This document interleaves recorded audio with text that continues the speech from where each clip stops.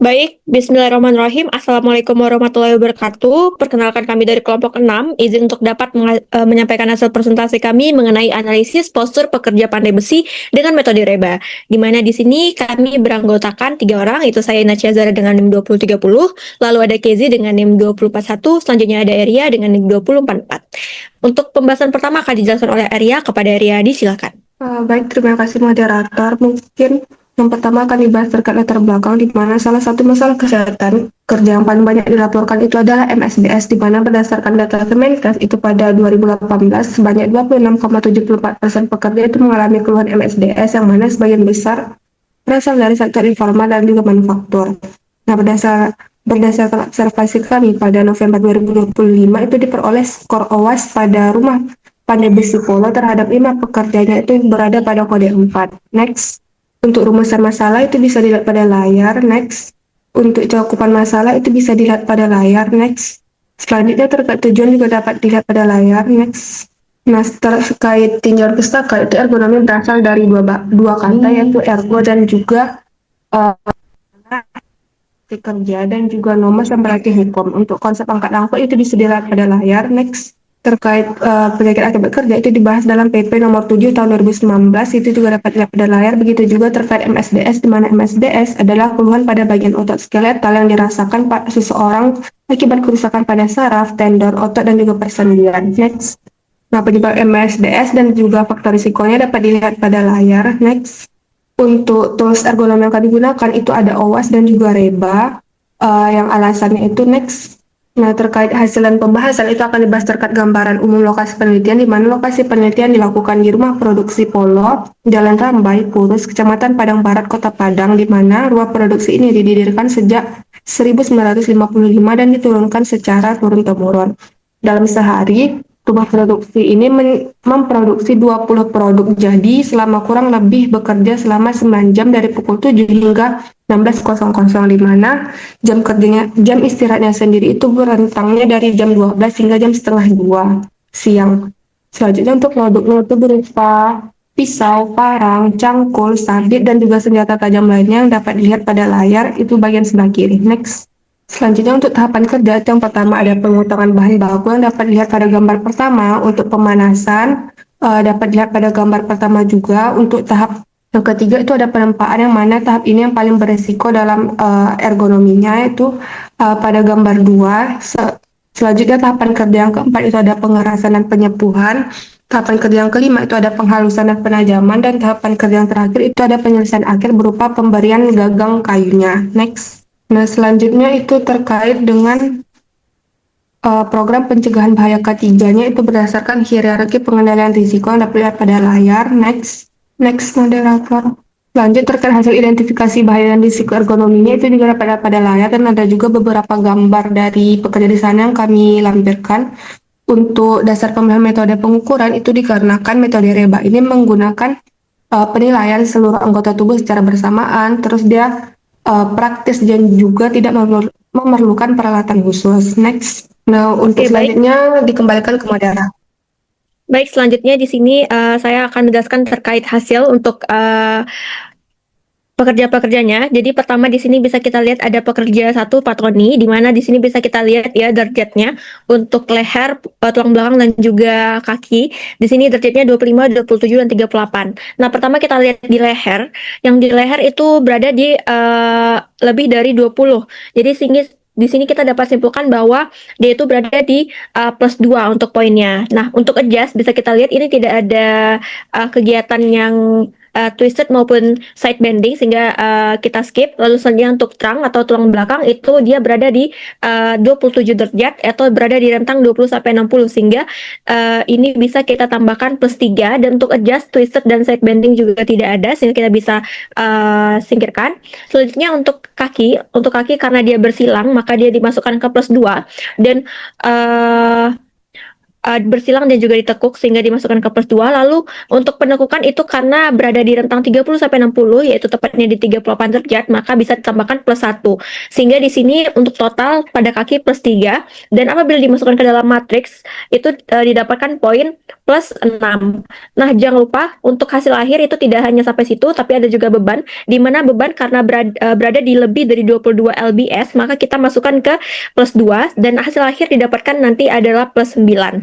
Nah, kita lanjut ke yang skor B untuk pekerja 1. Kita bisa lihat di sini juga untuk upper arm itu berada di derajat 47 yang mana itu berada di rentang 45 sampai 90 sehingga dapat kita masukkan ke plus 3 dan juga karena ada lengan menjauhi badan dan juga bahu diangkat maka kita tambahkan plus 1 dan plus 1 total plus 5 dan untuk lower arm itu 95 derajat sehingga dapat kita masukkan dia ke rentang yang poin plus 2 dan yang terakhir itu untuk wrist atau pergelangan tangan itu juga plus 1 dan untuk midline or twisted itu tidak ada sehingga kita bisa lewatkan dan jangan lupa untuk masukkan ke matriks sehingga dapatkan poin akhir itu plus 7. Nah, di sini kalau kita udah dapat tadi plus 9 dan plus 7 untuk skor A dan B, jangan lupa masukkan ke matriks C sehingga didapatkan poin plus 11.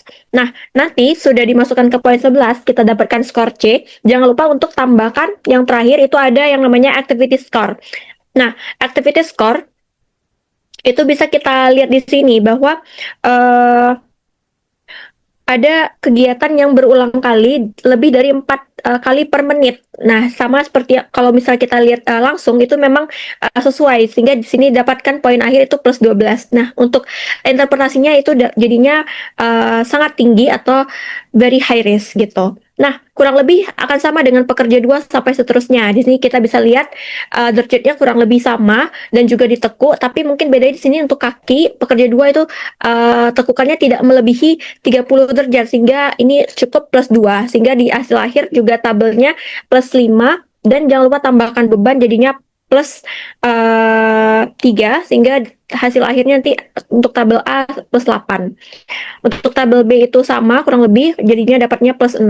Untuk hasil akhir untuk skor C juga dapat plus 10 dan hasil akhir untuk skor aktivitas juga ada plus 1 di sini karena kegiatannya kurang lebih sama sehingga skor EBA-nya plus 11 dengan interpretasi very high risk.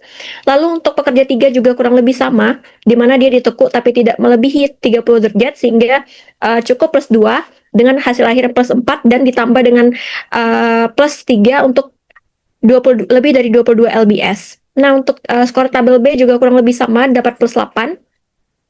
Sehingga untuk hasil skor tabel C itu plus 10. Lalu selanjutnya jangan lupa tambahkan skor aktivitas sehingga di sini skor EBA didapatkan plus 11 untuk very high risk. Lanjut lagi ada pekerja 4 juga kurang lebih sama, namun di sini karena melebihi dari 30 derajat sehingga ditambahkan plus 1 untuk sebagian kaki itu plus 3 sehingga hasil akhirnya ada plus 6 dan ditambah dengan skor beban.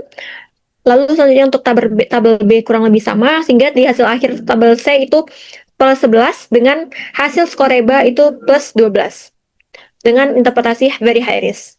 Lanjut selanjutnya untuk tabel pekerja 5, tabel A itu didapatkan itu plus 6. Lalu selanjutnya untuk tabel B itu plus 8. Dengan hasil akhir yaitu tabel C itu plus 11 dan untuk skor EBA-nya itu plus 12 dengan interpretasi very high risk. Jadi dari 5 ke 5 tadi pekerja itu kita dapat lihat bahwa dia berada di resiko yang sangat tinggi sehingga perlu dibutuhkan perubahan penerapan pada seluruh pekerja pandai besi tersebut. Nah, untuk lebih jelasnya lagi akan dibahas oleh teman saya Kezi. Kepada Kezi disilahkan. Baik, terima kasih kepada Inet. Boleh tolong di next. Oke, baik. Untuk pembahasan saya akan merangkum dari penjelasan Inet tadi mengenai skor-skornya. Jadi, seperti yang terlihat pada tabel, itu untuk kepala para pekerja memiliki fleksi sebesar antara 18 sampai dengan 32, sehingga berisiko untuk mengalami tegangan pada otot leher dan juga otot bahu. Kemudian untuk punggung, rata-rata para punggung pekerja membungkuk sebesar 25 sampai dengan 38 derajat, sehingga nanti pekerja akan mengalami tekanan pada tulang belakang. Kemudian untuk posisi kaki, rata-rata kaki pekerja itu ditekuk dengan tekukan 30 sampai 38 derajat, yang menyebabkan nantinya pekerja dapat mengalami kelelahan otot pada paha dan juga betis. Kemudian untuk lengan bawah, Kemudian untuk lengan bawah, itu biasanya pekerja memiliki fleksi antara 75 sampai dengan 95 derajat yang dapat menyebabkan pekerja mengalami tegangan pada siku akibat pegangan otot yang berulang. Kemudian pada lengan atas, itu rata-rata fleksi yang dialami oleh pekerja itu sebesar 40 sampai dengan 75 derajat di mana bahu diangkat sehingga nantinya dapat menyebabkan ketegangan pada bahu dan juga lengan atasnya. Kemudian yang terakhir untuk pergelangan tangan, rata-rata pekerja itu mengalami fleksi sebesar 15 sampai dengan 35 derajat yang dapat menyebabkan nyeri ataupun cedera pada pergelangan tangan pekerja jika ditekuk secara berlebihan. Boleh di next? Kemudian untuk bahaya dan risiko kedepannya pada pekerja pandai besi, yang pertama itu menempa di atas landasan yang rendah. Ketika pekerja mengambil benda atau menempa dengan keadaan membungkuk, pekerja dapat merasakan nyeri pada punggung bagian bawah sehingga nantinya akan menyebabkan gangguan muskuloskeletal apabila terjadi secara terus-menerus. Kemudian menggunakan martil, yang kedua menggunakan martil besar berulang kali. Nah, gerakan ini dapat menyebabkan tendisitis karena beban berat yang diangkat. Kemudian yang ketiga itu mengangkat, menahan, atau memukul benda yang berat. Yaitu kegiatan ini menggunakan gaya berlebih, jadi otot dipaksa bekerja keras sehingga nanti dapat menyebabkan cedera mikro. Kemudian yang keempat, getaran dari alat yang digunakan. Nah, alat yang digunakan ketika palu tersebut menempa besi dapat menyebabkan getaran pada pergelangan tangan sehingga dapat menyebabkan nyeri dan juga cedera nantinya. Kemudian yang kelima itu ada waktu kerja yang lama seperti yang sudah dijelaskan tadi. Waktu kerja pekerja tersebut rata-rata itu 9 jam dengan istirahat 1,5 jam, itu pun satu kali istirahat. Kemudian posisi kerja statis dan monoton. Para pekerja pandai besi di tempat yang sudah kami tinjau sebelumnya itu pekerjaannya hanya memukul setiap 9 jam per hari sehingga nantinya dapat menyebabkan nyeri pada otot punggung, tangan maupun kaki. Kemudian boleh di next. Nah, selanjutnya adalah teori dan penelitian pendukung. Nah, dari beberapa penelitian yang telah kami rangkum dari beberapa penelitian yang telah kami rangkum, itu didapatkan bahwa pekerja pandai besi itu beresiko besar untuk terkena gangguan muskuloskeletal dengan skor REBA yang cukup tinggi. Hal ini disebabkan oleh kegiatan membungkuk, mengangkat beban berat, dan juga gerakan yang berulang dengan waktu yang cukup lama. Oke, boleh di next. Selanjutnya, untuk program yang sudah ada pada tempat kerja yang telah kami tinjau sebelumnya, yaitu menggunakan kain pelindung saat memegang peralatan yang bersentuhan dengan besi panas. Kemudian yang kedua, itu menjaga jarak aman dari area penempaan agar tidak terkena percikan api. Yang ketiga, itu pengaturan jadwal kerja dan waktu istirahat. Seperti yang sudah dibilang oleh rekan saya tadi, waktu istirahatnya sebesar 1,5 jam dalam satu hari kerja. Boleh next? Selanjutnya itu saran atau program tindakan yang disarankan dari kelompok, yaitu yang pertama penyesuaian tinggi alas tempa sekitar 90 sampai 100 cm agar dekat dari pinggang pekerja. Kemudian yang kedua memakai palu yang dilengkapi oleh kain untuk meredam getaran agar tidak terjadi cedera pada pergelangan tangan. Yang ketiga menyesuaikan durasi kerja maksimal hanya 8 jam per hari. Yang keempat memberikan waktu istirahat selama 15 sampai 30 menit. Dan yang kelima memperbaiki postur dan kebiasaan kerja yang benar. Boleh next? Next. Nah, untuk kesimpulannya berdasarkan OWAS,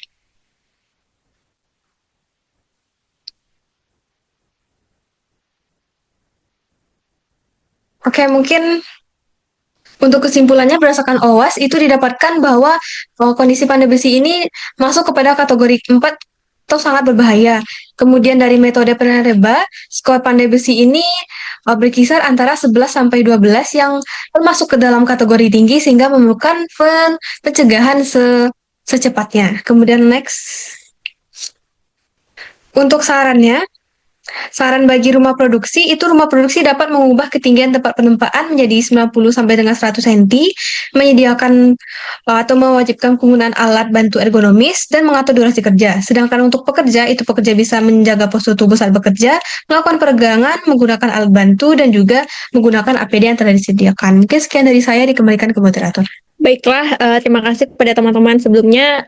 Disinilah hasil akhir dari presentasi kami. Mohon maaf apabila ada salah kata. Kami mohon maaf apabila ada kekurangan. Kami akhiri dengan mengucapkan wabillahi taufiq wal hidayah. Assalamualaikum warahmatullahi wabarakatuh.